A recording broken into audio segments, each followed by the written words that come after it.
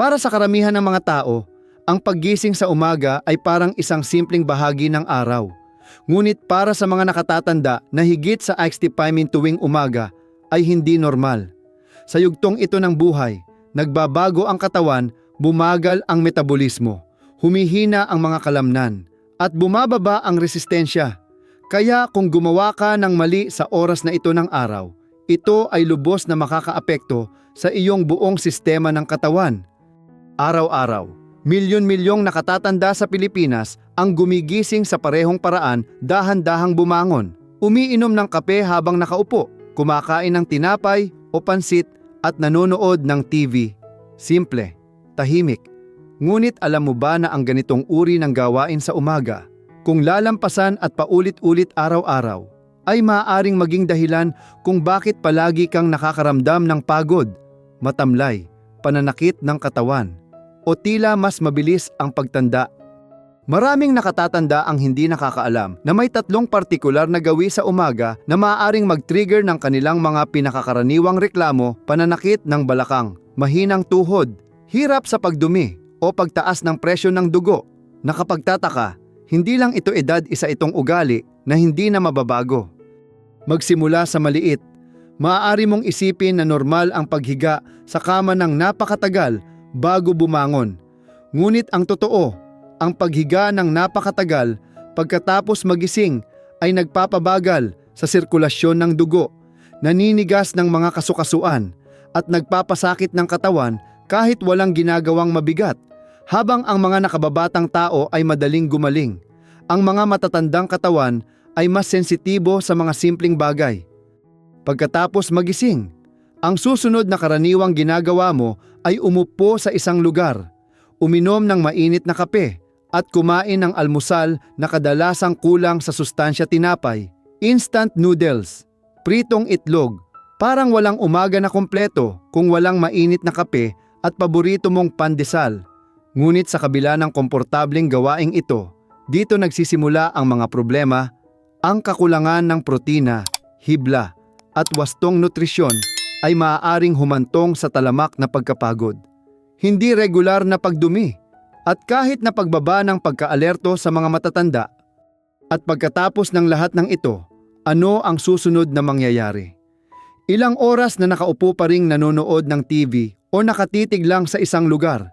Walang masama sa pagpapahinga, ngunit kung sisimulan ng katawan ang araw nang walang anumang aktibidad, ang buong sistema ay hihina pa. Ang katawan ay parang makina kung hindi ito ginagamit. Mabilis itong kalawangin. Hindi mo agad mararamdaman ang mga epekto. Ngunit sa pagdaan ng mga linggo, buwan, at taon, bigla kang magugulat, sumasakit ang likod mo palagi. Matamlay ka, parang wala kang ganang kumain. Sasabihin mo dahil tumatanda ka na, pero hindi. Mayroong higit pa rito kaysa doon, at magsisimula ang lahat sa iyong morning routine. Ang 3 masamang ugali na ito ay hindi na bago. Malamang na ginagawa mo ang mga ito sa loob ng maraming taon. Ngunit sa edad na 65 at mas matanda, ang iyong katawan ay nangangailangan ng ibang uri ng pangangalaga. Ang mga simpleng desisyon sa umaga, kung paano ka gumising, kung ano ang una mong inilalagay sa iyong katawan, at kung paano ka gumagalaw, ay may direktang epekto sa iyong kalusugan sa buong araw. Sa susunod na seksyon, tatalakayin natin ang unang pagkakamali ng maraming nakatatanda pagkatapos magising. Maaaring mukhang hindi gaanong kabuluhan ang pagkilos, ngunit ito talaga ang simula ng mga kirot at kirot. Isang matamlay na pakiramdam sa buong araw, at pakiramdam na mabigat kahit na wala kang ginagawa. Susunod, ibubunyag namin ang sikreto sa unang pagkakamali ng karamihan sa mga nakatatanda tuwing umaga. Natalakay na namin ang 3 tila hindi gaanong kabuluhan na mga gawi sa umaga na maaaring magkaroon ng matinding epekto sa kalusugan ng mga matatanda. Ngayon, magsimula tayo sa unang masamang ugali, ang pinaka hindi nakakapinsala sa lahat: mabilis na gumising.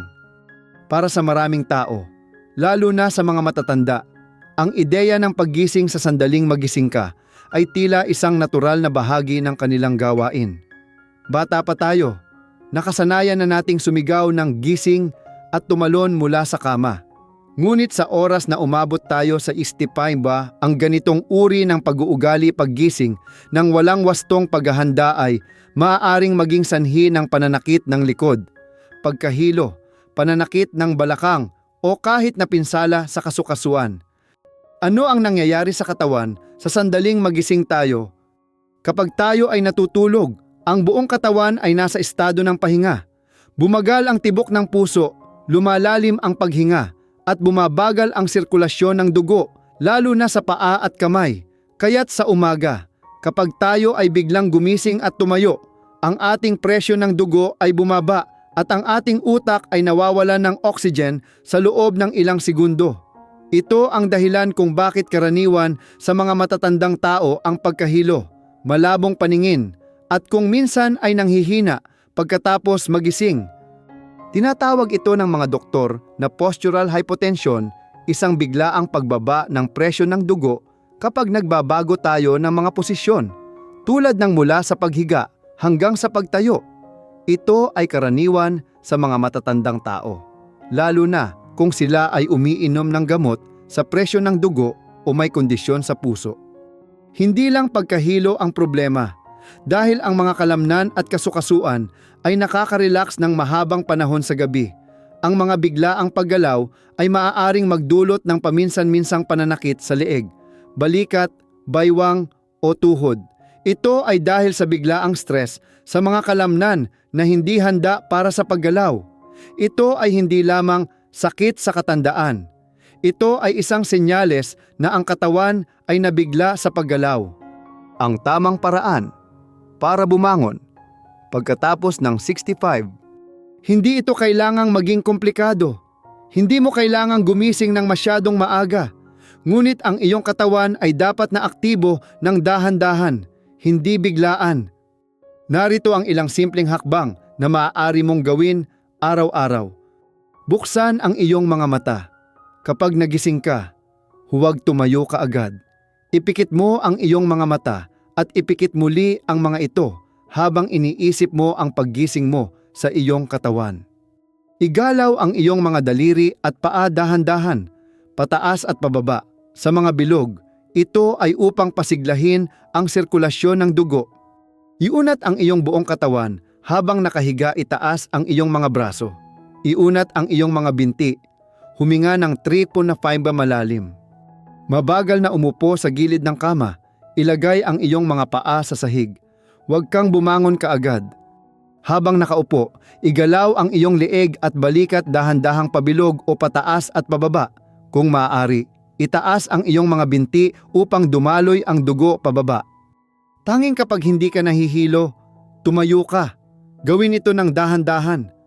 Ang buong proseso ay tumatagal lamang ng 3 hanggang 5 minuto. Ngunit ang epekto sa iyong katawan ay makabuluhan. Mapapansin mo na ang pananakit ng iyong katawan ay nabawasan sa umaga. Gumagaan ang pakiramdam mo at mas malamang na madapa ka o mahulog. Madalas hindi pinapansin maraming nakatatanda ang nagsasabi, nasanay na akong gumising kaagad. Pero ang tanong, maganda ba ang pakiramdam ng katawan mo tuwing gigising ka? Hindi ba masakit ang likod mo? Hindi ba mabigat ang ulo mo kapag nagsanay kang tumayo ng maayos? Kahit na tumatanda ka, mararamdaman mo na kontrolado mo pa rin ang iyong katawan. Paano ito makatutulong sa iba pang aspeto ng iyong kalusugan? Kapag sinimulan mo ng maayos ang iyong araw, walang pagkahilo, walang biglaang pananakit, at kaunting paggalaw lamang ang iyong puso ay maa-activate ng maaga. Ang iyong dugo ay magpapalipat-lipat ng mas mahusay, at ang iyong isip ay magiging mas alerto. Mas malamang na lumipat ka sa buong araw at hindi lamang umupo at magpahinga buong araw. Nakakatulong din ito sa mental side. Kapag hindi ka nakakaramdam ng pisikal na sakit sa unang oras ng araw, mas magaan, mas nakaka-relax, at mas masigla ang iyong pakiramdam. Susunod, pag-uusapan natin ang pangalawang pinakakaraniwang pagkakamali sa umaga na ginagawa ng mga nakatatanda, isang inuming inaabot nila kapag nagising sila. Ngunit kapag nainom ng labis, maaari itong magpalala ng mataas na presyon ng dugo, pag-aalis ng tubig at matinding pananakit ng kasukasuan. Matapos talakayin ang mga panganib ng masyadong mabilis na paggising sa itaas, napunta tayo ngayon sa pangalawang umaga na pagkakamali ng mga nakatatanda, isang bagay na naging bahagi na ng halos bawat sambahayan: kape. Tama, kape para sa marami. Hindi kumpleto ang umaga kung walang mainit na tasa ng kape. Ito ay isang wake-up call para sa mga Pilipino mula pagkabata. Kaya hindi nakakagulat na kahit tumatanda na tayo, nakaugalian pa rin natin ang pag-inom ng kape, madalas pagkatapos magising.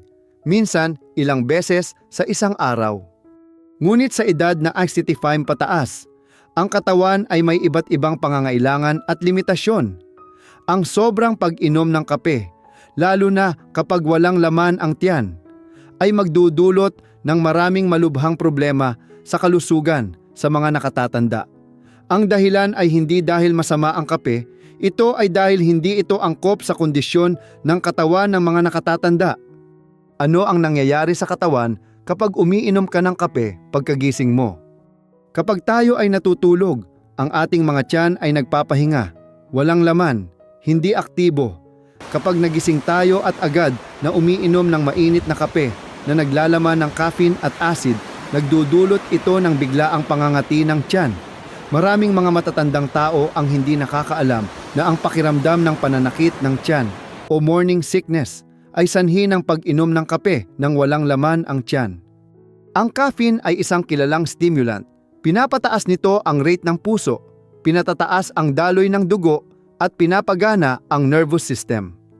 Sa mga kabataan, ito ay kapaki-pakinabang.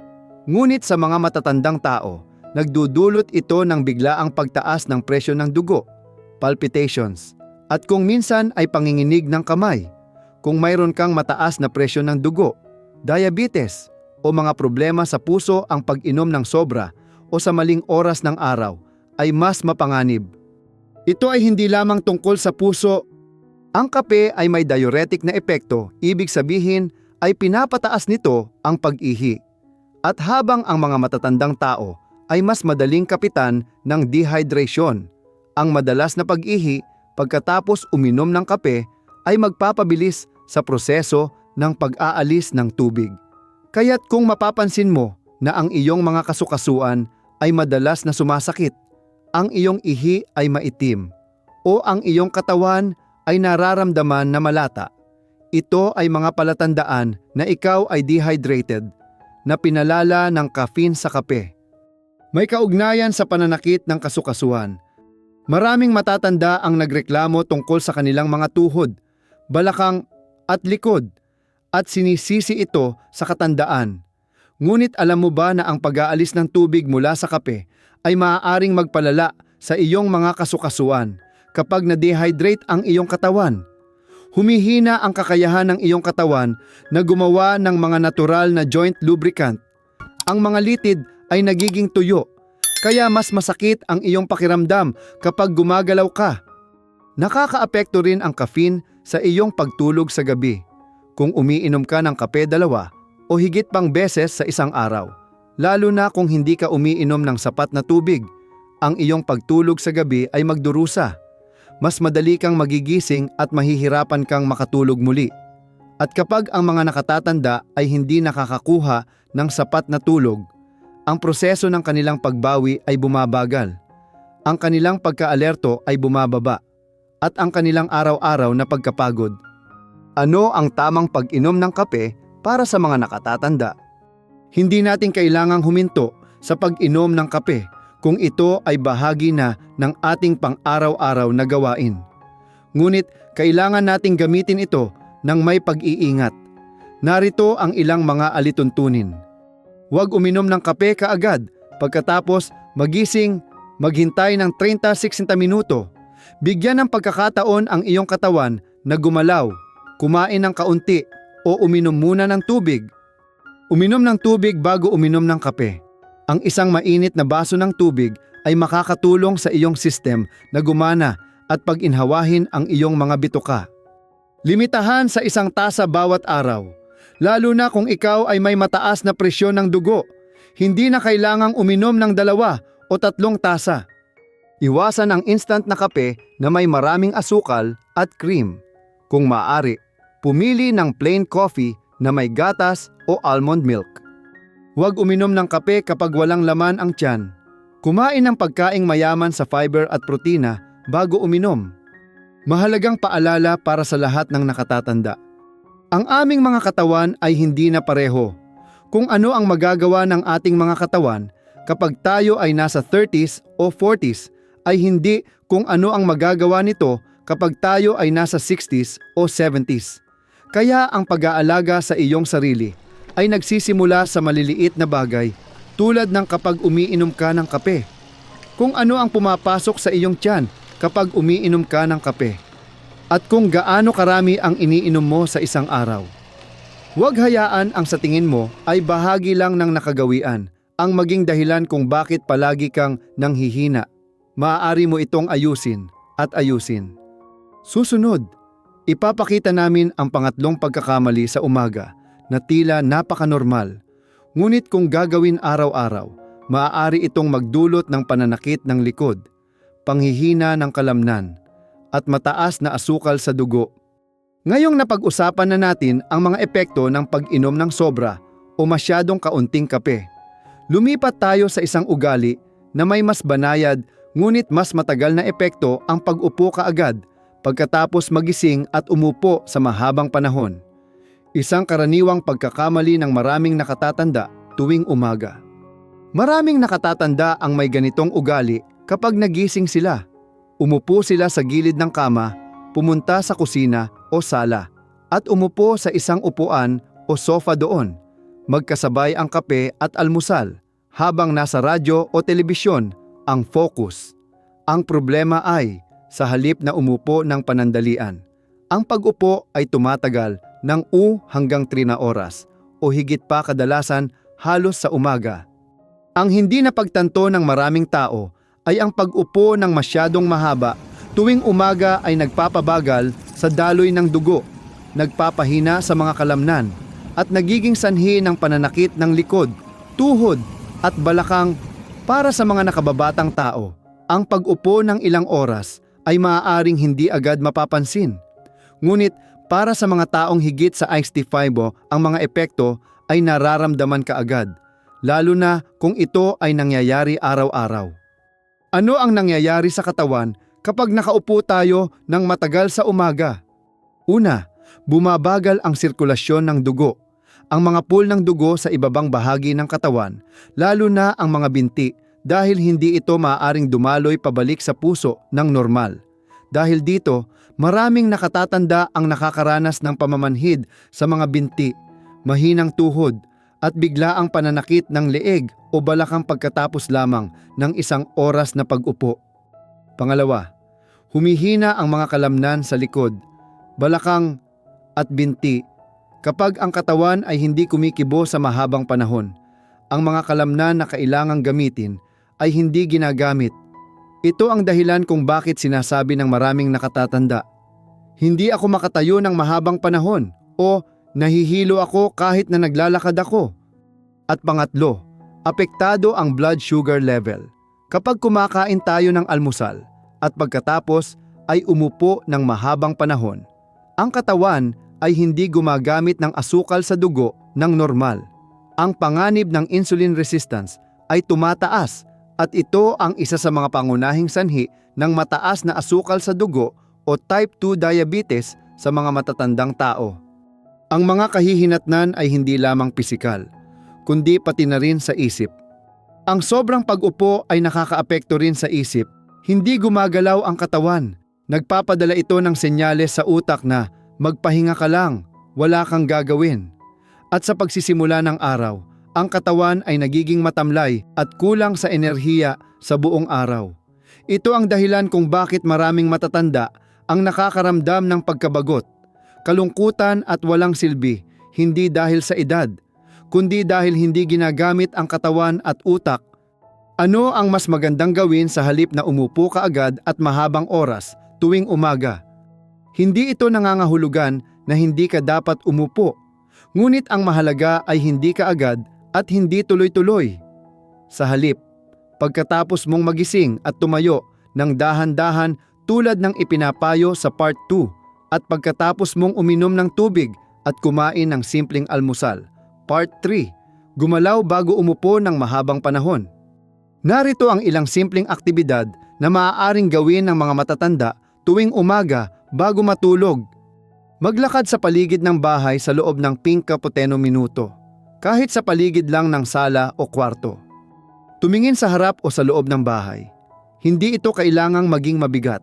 Sapat lang upang igalaw ang iyong mga braso at likod. Gumawa ng ilang stretching o simpleng ehersisyo. Iswing ang iyong mga braso.